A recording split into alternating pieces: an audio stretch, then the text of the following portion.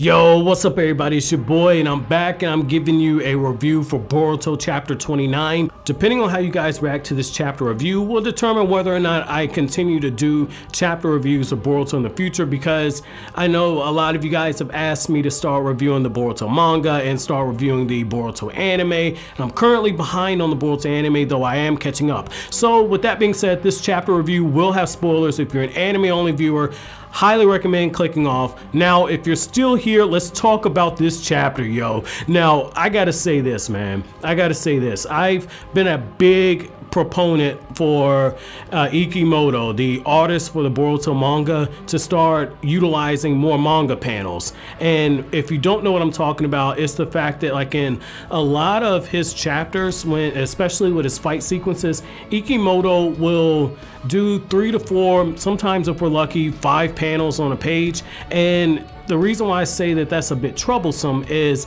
when you start looking at fluidity and you start looking at just how the actual sequences are drawn, they're almost like snapshots. They're not fluid movements where you see the full follow-throughs, and sometimes that can be a bit troublesome. Now, you do have that in the Boruto versus Naruto fight that takes place in this chapter, but one of the cool things is the fact that in just the small brief snapshots he gave us, Ikimoto did a little bit of expressive art, and this is some of his most expressive art since he's been doing the Boruto manga, where you get this really intense shot where after Boruto uses his karma seal, Naruto blocks it, and just from Naruto's reaction and from the way that Boruto's drawn that immense intensity that Boruto has, Naruto immediately is on edge. Like, don't get me wrong, this is Hokage Naruto in his base, so he hasn't used Sage Mode, he hasn't used any of the QB power, and yet at the same time, you can see that there's a change in Naruto's demeanor.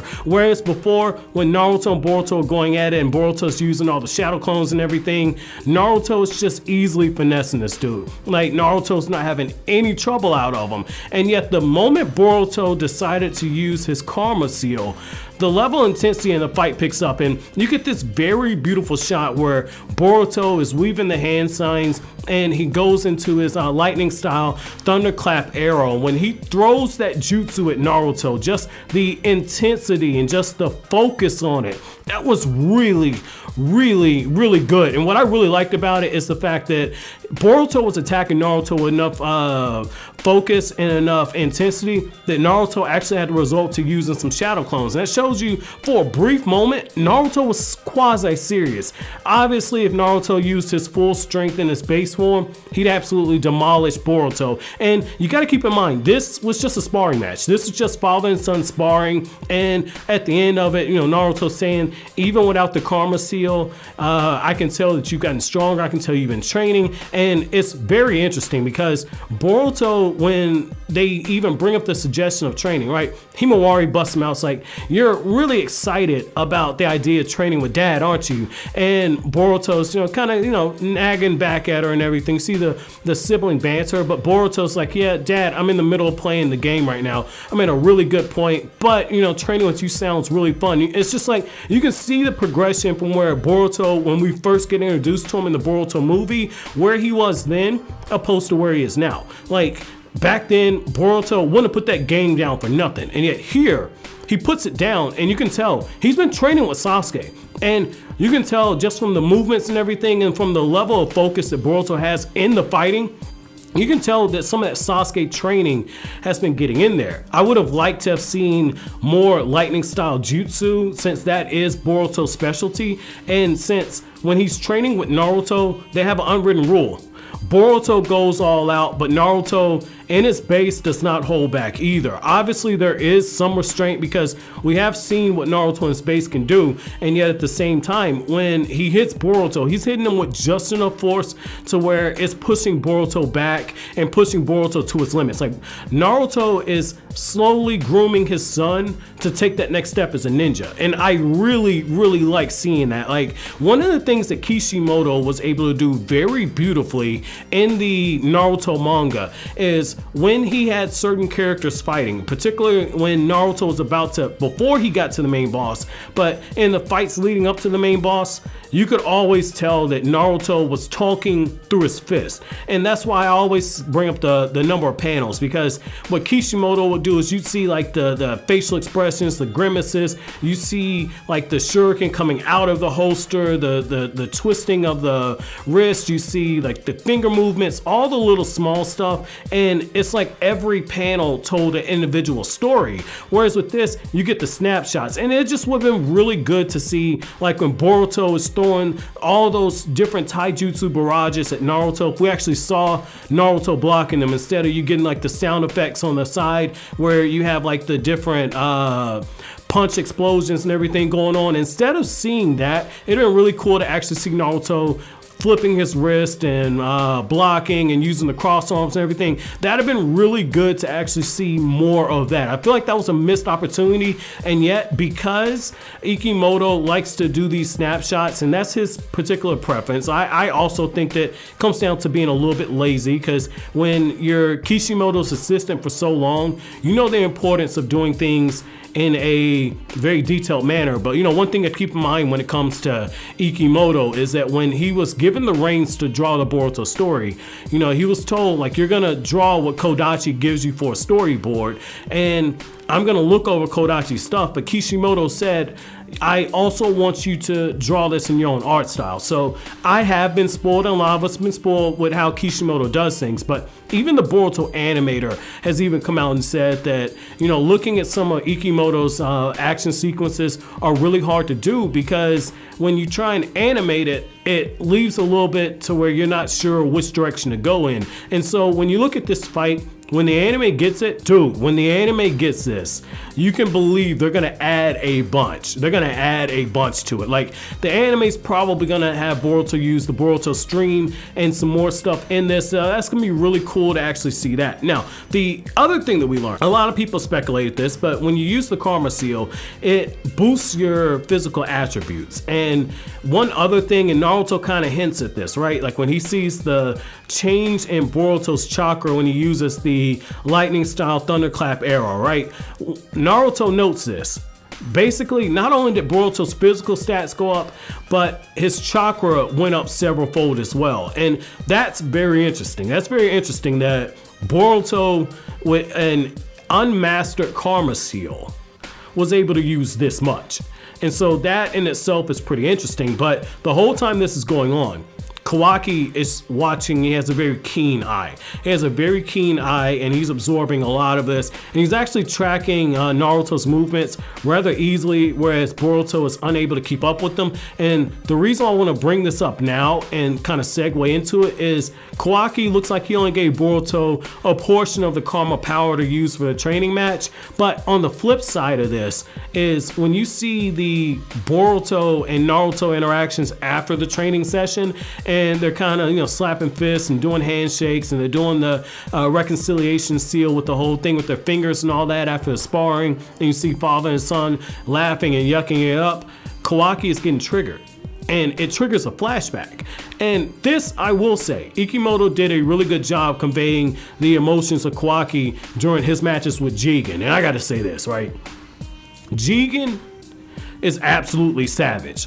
Like, Naruto and Boruto, you can tell it was a sparring match. There were a few moments where, you know, Naruto looks like he was planting his leg and planting his feet in order to absorb the attacks that Boruto was giving, which shows the ramped up power that Boruto's hitting him with, but at the same time, there was never any malicious intent. Now, when you look at what Jigen did, you see a stark contrast. You see a stark contrast. Jigen is slapping this dude around with his rod, like his training rod. Jigen is telling him, if you don't get up, I'll kill you. You're only worth to me as a vessel for karma. You're only worth to me as if you can use this power. And he's telling him like friends and love, that's all stuff that you don't need. The whole reason why I even brought you in here is because I thought that you would be the perfect vessel. And Jigen is just brutally beating Kawaki down. Like, I was halfway expecting Jigen to just pick this dude up by his hair and force him to stand up. That's how brutal this beatdown was. And what was really interesting about that is in that brief moment, right? in that brief moment when you see Kawaki saying, well, if this karma seal is supposed to make me feel whole, why do I feel so empty?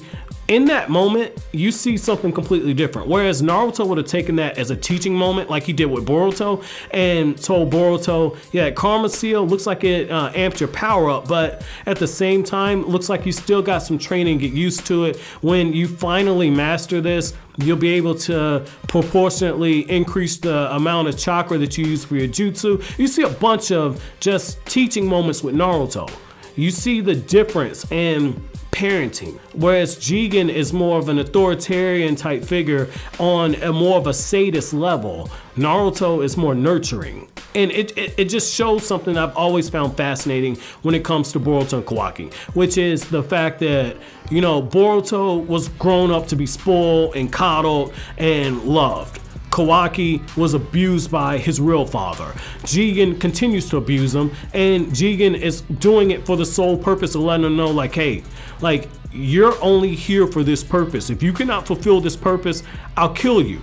Boruto in his life has never had to experience anything like that. And even when Naruto is picking up on those vibes from Kawaki, like when Kawaki's telling him, teach me the Shadow Clone Jutsu because I want to learn how to beat myself up, Naruto says like, hey man, I've been there. I know what you're feeling. Those types of feelings, that ain't gonna work. I tried to beat myself up. I did it in the past. It didn't do anything. You need friends, you need a rival. And you get this really, really nice shot of the pictures on Naruto's desk where you see Naruto and Gaara, which is interesting because I never really considered Gaara to be a rival for Naruto. I feel like Gaara's more that person that, you know, just jumped onto the Church of Naruto Jesus, and Naruto, you know, did the Uzumaki Ramen Doodle sermons and verse 2 talk no jutsu, all the other stuff, right? He got the holy water, the ramen noodle holy water for Gaara. But with Sasuke, that's absolutely true. And you just see the picture of Team 7. And that was so well placed. That was so well placed. I love seeing that. And what you can see is that in that moment, Kawaki could sense a level of sincerity out of Naruto. Naruto wasn't just saying like, yeah, oh man, I know how you feel. I've done that too. How many times have you kind of spoken to somebody that said, man, I know exactly what you're going through? And you're like, this dude right here. Like, man, you don't get out of here with this fake stuff. Like, you don't get that feeling with Naruto and Kawaki. Maybe it's because as a reader, you know what Naruto's been through, but the way Kawaki's drawn, he's drawn being receptive of it. So it lets you know that, like, he gets, like, hey, Naruto's a real G right here. Like, Naruto is telling him what it really is. And you can tell, like, in that brief interaction, when they're sitting in the Hokage office and Naruto's talking to Kawaki, that in that moment, Kawaki with Naruto has probably experienced what it means to actually have a real father figure. That's probably the most level of affection he's gotten since he's ever been born. Like, that's probably it. Like in the last chapter, Naruto gives him a hug, but in this one, I really feel as if Naruto's words, and this is so ironic because I don't like talk no jutsu, but in Naruto's words here, you can tell that Naruto is genuinely breaking down the layers of ice around Kawaki's heart, and he's changing him, which is so tragic because you know from chapter 1 that Kawaki's going to send Naruto somewhere. Kawaki is going to destroy the Hidden Leaf Village or play a part in it. We don't know exactly how we get here, and yet when you look at this is the makings of a tragedy. And this is what makes it so beautiful. It's just like, for all the talking that Naruto does, Naruto failed. In the end, Naruto failed. Naruto allowed this kid to be brought into the village, and then the village gets destroyed by the same kid that he brings in. That is so tragic.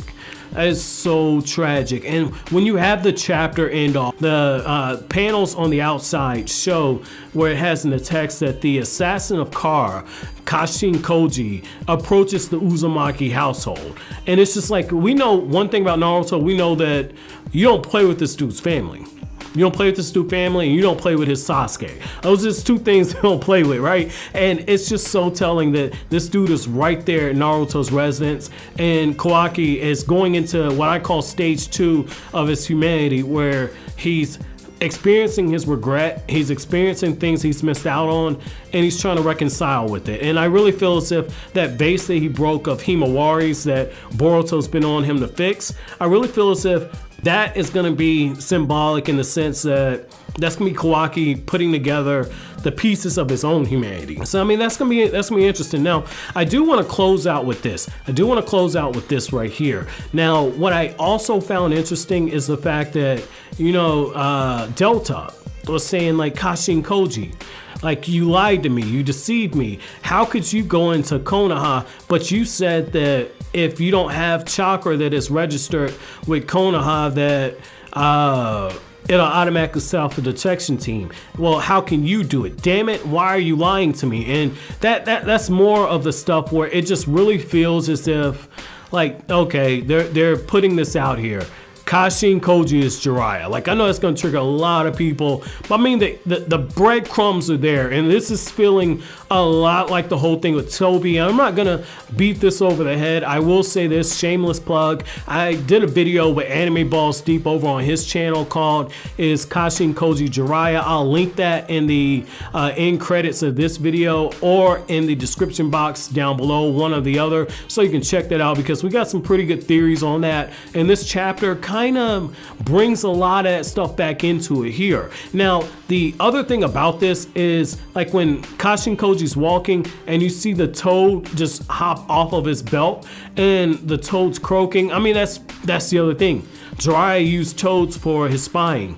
Like, I mean, it's so many small nods there, and that's why I want to leave off here with my chapter question. If you're familiar with my One Piece reviews, you know I like to do this with my reviews. I like to ask a chapter question. So my chapter question to you guys is going to be, what are your thoughts? Do you really think at this point that Kashin Koji is Jiraiya? And then the second chapter question I have is, how impressed were you with Boruto's upgrade with the Karma Seal? Let me know down in the comment section below. But as always, guys, if you like anything I had to say, don't forget to comment, rate, subscribe, share. Thank you so much for watching to the end of the video, guys. Have an incredible day.